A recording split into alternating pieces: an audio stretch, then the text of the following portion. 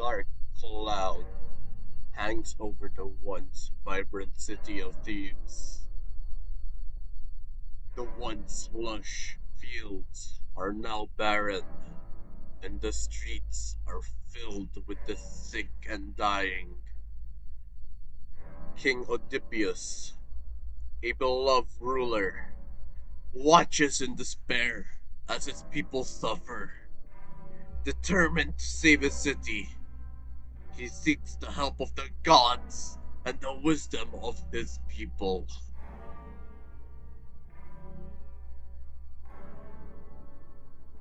Creon returns from the Oracle of Delphi with a chilling prophecy.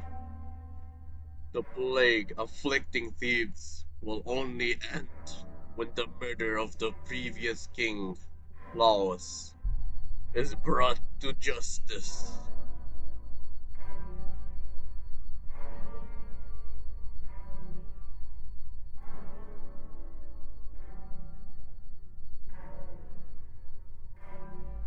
Oedipus then seeks answers from the blind prophet Tiresias.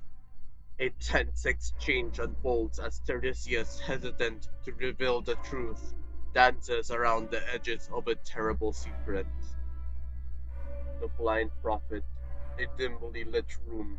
Tiresias, a frail, blind figure, sits shrouded in the shadow. Oedipus then approaches him, desperate for answers. Oedipus said, "Please, wise Tiresias, you must know the truth. Who is the murderer of Laos?" Tiresias said, "Painful, Oedipus, and it lies within you." Tiresias pauses, his voice filled with mystery. Tiresias said, "You, the man you seek, blind through you are now. You will see soon, through sightless." Oedipus, confused and angered, confronts Tiresias. Oedipus said, "Enough with your riddles. Speak plainly or be silent." Tiresias said, "You live in a wretchedness, unwitting of the evil you embrace. The evil you inflict upon yourself and yours."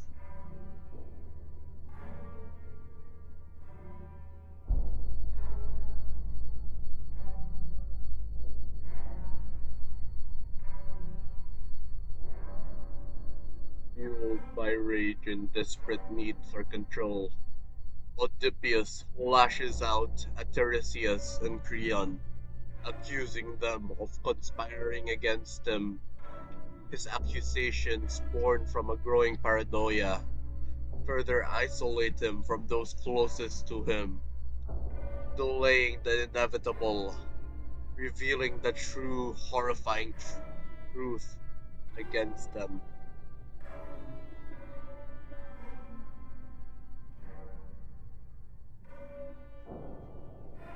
Driven by a relentless pursuit of truth, Oedipus delves into the murky depths of his past.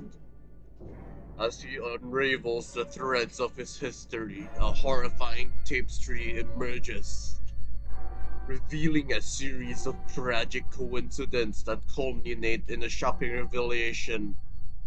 He is the very murderer he seeks through himself.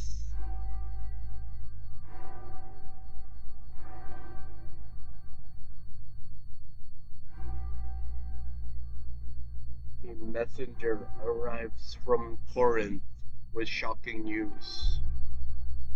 Oedipus was not the biological son of the king and queen who raised him.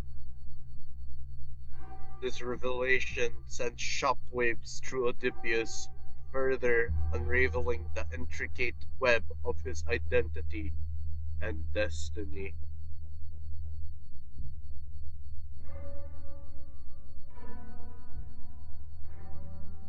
As the pieces of the puzzle fall into place, Jocasta is consumed by horror.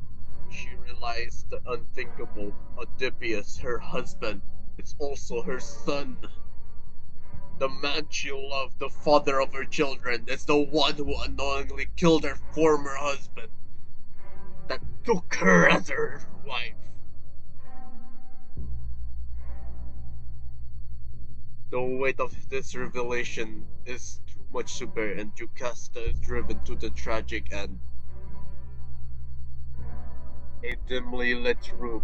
Jocasta, her face pale and stricken, sits alone. Jocasta says, "Oh no! The awful fear is upon me!" She faces nervously, her mind racing. Jocasta says, "Dreadful! Dreadful! How can this be?" A flashback shows a young Jocasta and Laws. The scene fades. Jocasta says, "The more I learn, the more I dread to know." She clutches her head, her eyes fear with horror, eyes widen.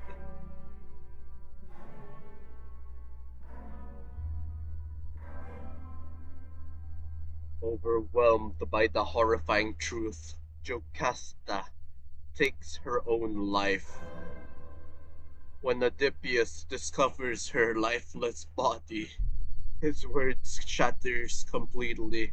The realization of his terrible fate drives him to the moment of madness, where he blinds himself in the desperate attempt to escape the pain.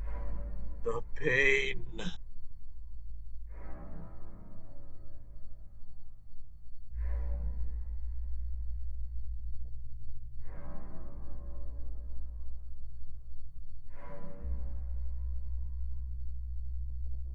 Consumed by guilt and despair, Oedipus takes a desperate act of self-punishment, the surge of rage.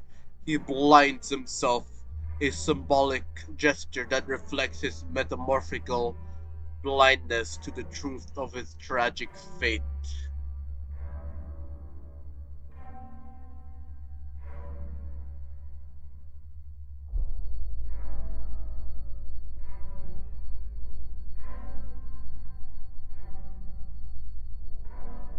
Oedipus, stripped of his power and sight, is exiled from Thebes. A tragic figure, he wanders the land, accompanied by his loyal daughter, Antigone. Their journey is a poignant reminder of the devastating consequences of fate and fragility of human pride.